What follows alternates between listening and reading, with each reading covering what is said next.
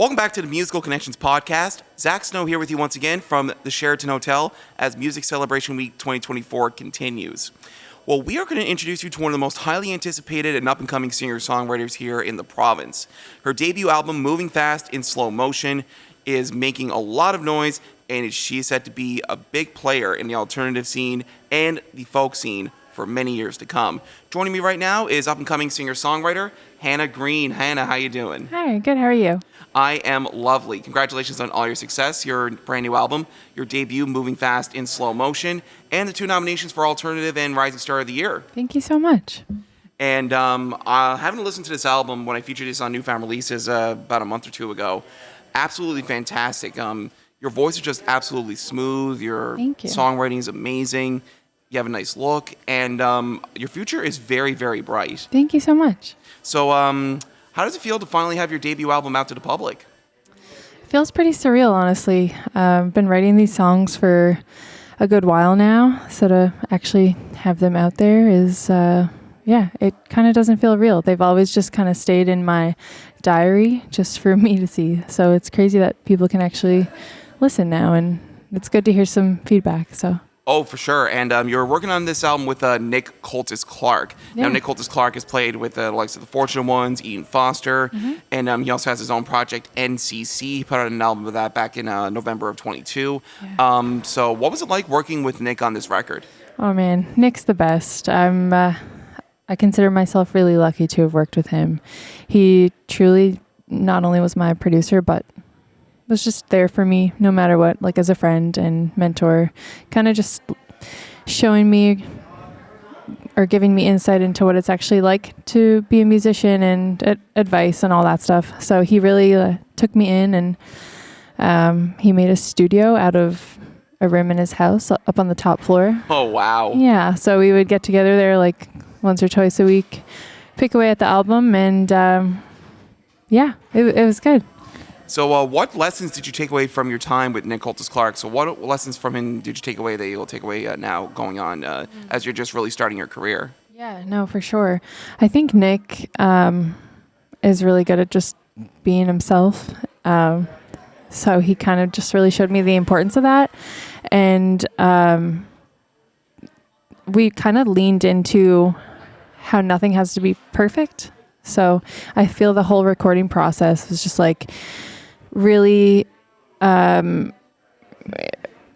taking in as much like imperfections as possible if it worked, just like creaky floorboards, that kind of thing. Like if a bird was like chirping outside or something, it's all just part of the whole real aspect. And I feel Nick is really good at capturing that, and he just made me realize, or we just both accepted that it's okay it makes it more human that way. For sure. And it's the small things that really count, because like I think we all forget that sometimes. We all focus on like trying to create the perfect album. And it seems like Nick was trying to, get you out of that mindset of like just don't try to make things perfect, just try to make something that's you, and who cares if there's any creaky floorboards or running water and stuff. Yeah, exactly. It can add to the record, and I think it definitely does. Yeah, I feel you can, if you really, really listen, you might hear a couple things.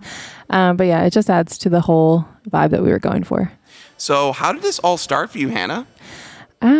Well, I started recording a couple of years back, and I put out a song called The Sea. And it was the first song I ever wrote, so I kind of just wanted to do it as a gift for my parents, because I wrote it about them and the town that I grew up in. So I more so just wrote it as a gift. Didn't really think anything more of it than that. But then I had some other songs that I had written, and I was like thinking, oh, okay, what if I just started to record more stuff and see how it goes. So, just started kind of picking away at it over the past couple of years, and got led to Nick to help me out and guide me through all of it. So it's been good. Yeah, that's wonderful. Now, of course, you worked on The Sea with Robert Kelly, and Robert Kelly had his Bond Street studio, which is now closed down as of this recording. He works out of Mansion on the Hill, the studio that Tara Bruce owns. I want to go back to, where you grew up to. What part of Newfoundland did you grow up in? I grew up in Flat Rock, so just 20 minutes from here.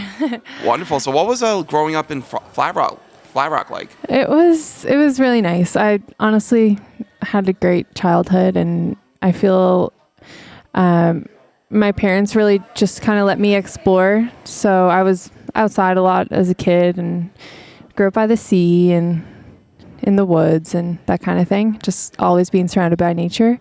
So I feel that also plays a big role in my songwriting nowadays. I miss it sometimes, living so close. And St. John's isn't a huge city, but it's still a city.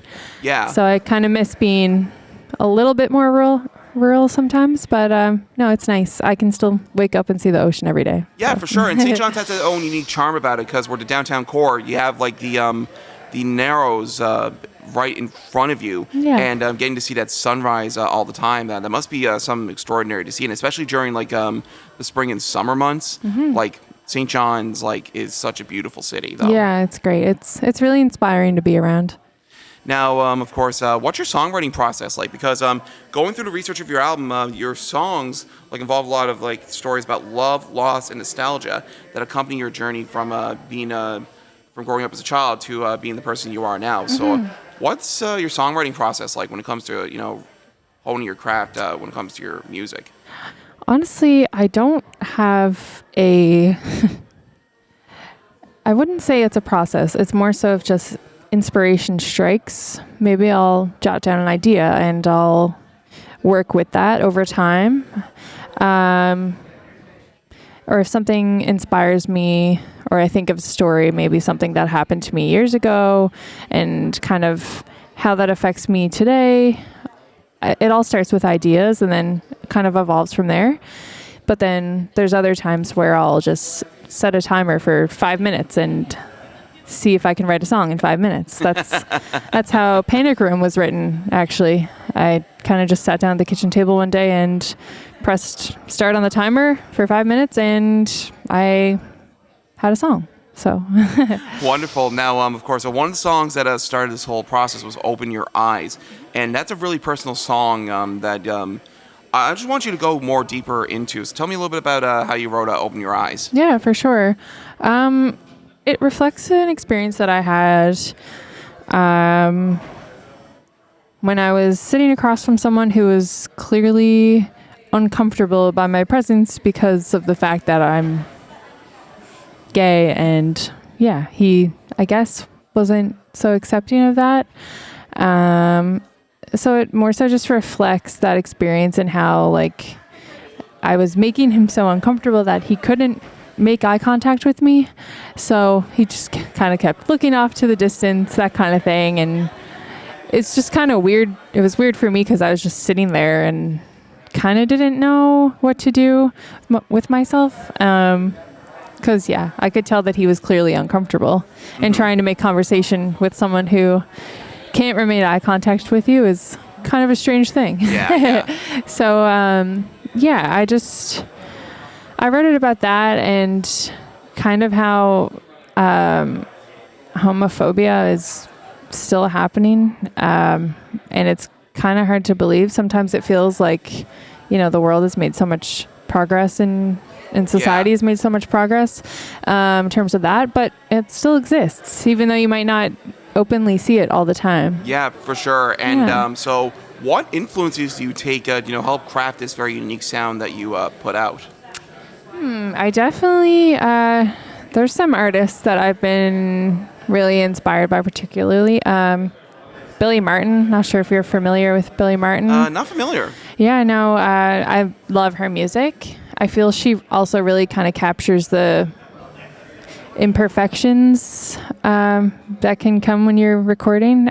She just really accepts it, like the creaky floorboards, that kind of thing that we were talking to. Oh, yeah. And you can hear the breaths, when she's breathing in, before she hits a note or something like that.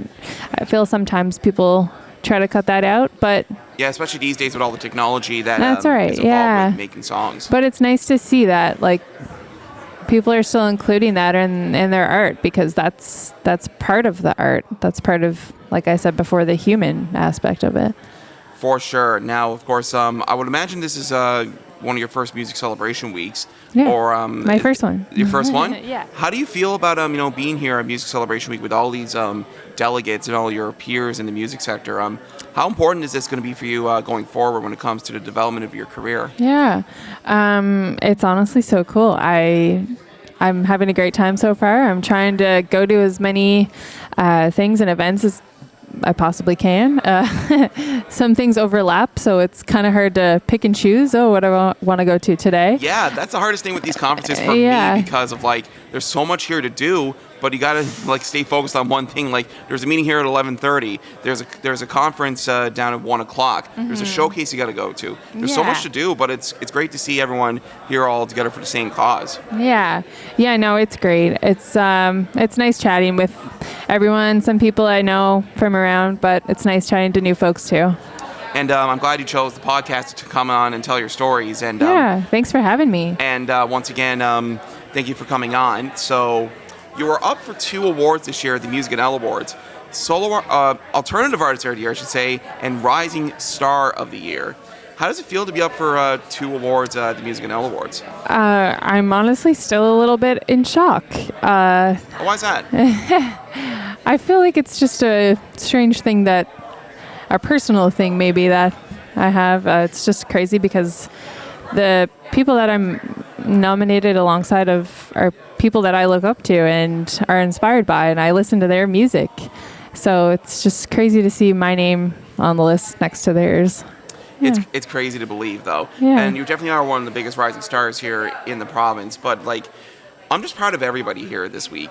It's just an amazing thing to see everyone make so much progress over the course of their careers. Yeah. And I was talking with a couple of people that are up for the Pop Artist of the Year category, and 4 of the nominees, their average age I think is 19, 20. All the nominees are under 25, and all of them are women. It's great to see that. They're making so much progress when it comes to their careers and stuff. And it's great to see it's being dominated by the youngsters. Yeah. And y'all are making me feel old. But it's great to see that. So if you had a favorite song on this album, what would that be and why? That's really hard, actually. I do like Open Your Eyes. I like the message behind it, and playing it live with a full band is always fun. I feel it's interesting to see when I play it with a full band and then when I play it solo, because you have all the other instruments versus a completely stripped down version, and I feel the stripped down version you really get to just focus on the lyrics more. Oh yes. So I think I would have to go with that one just because of the message. So do you enjoy playing more solo or more with a band? It depends on the venue for me, honestly. For instance, last night I played at the Battery Cafe, and that to me is kind of more solo or duet venue. But if it's a bigger stage, even the Ship, for example, I feel that is more so suited to a full band kind of vibe. That it can go either way, but yeah, just depends on the venue. For sure. Now, what other shows do you have on the go this coming year or so? Because it's airing in about a few weeks' time. So what other shows do you want people to know about that people should go out and see? Yeah. So I have a couple shows coming up this fall. I'm playing with Liz Fagan actually at the Battery Cafe in about a month's time. Awesome. I'm opening for an artist called Autoline from Ontario. Oh, wow. I believe. Yeah. So she's coming here. And going to open up for her. And there's a couple more things in the works, but I'm just still trying to finish up school, so I'm still pretty busy with that. Hopefully when I'm graduated, I can focus more on my music. What else is next for you, Hannah? Aside from that, I'm just gonna keep writing music and kind of just start the next recording process and try to keep playing shows. And for people who want to find out what you're going to be doing shows-wise, and for any new music updates and anything Hannah Green, where can they go to when it comes to a website or social media? Yeah, so I'm on Instagram, Facebook. I'm on TikTok, even though I'm not the best at using it. I mean, who is? Yeah. But yeah, you can find me at Hannah Green Music is my handle for most platforms. So yeah, and I usually post about all my upcoming stuff there. And do you got a website for that as well? Yeah, Hannah Green Music. You can find me there too. Well, Hannah, listen, it's been an absolute pleasure to chat with you on the podcast, and you're doing such amazing work. I'm looking forward to seeing what you got creating up next. And I'm looking forward to what you got in store in the future. So thank you so much for tuning in. Thank you so much for joining me on the podcast this week. Thanks for having me, and congratulations on your award as well. Thank you so much. And I got to thank you for trusting me to play your tunes and tell your stories. And listen, the work never stops when it comes to this podcast. Yeah. Thanks again, Hannah, for doing this. Thanks.